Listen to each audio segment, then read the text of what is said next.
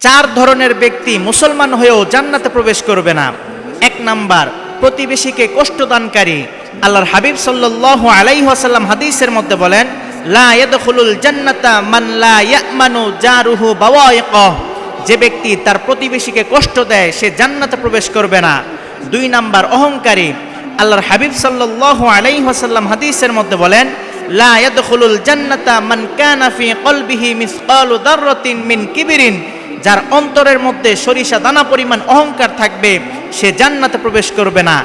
কারণ অহংকার হলো আল্লাহ তাআলার চাদর। যে ব্যক্তি অহংকার করলো সে আল্লাহর চাদর নিয়ে টানাটানি করলো।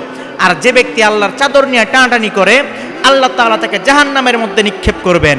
তিন নাম্বার, চগলখোর। আল্লাহর হাবিব সাল্লাল্লাহু আলাইহি ওয়াসাল্লাম বলেন, চগলখোর ব্যক্তি জান্নাতে প্রবেশ করবে না। চার নাম্বার, আত্মহত্যাকারী। যে ব্যক্তি নিজে নিজেকে হত্যা করে সে জাহান্নামে প্রবেশ করবে।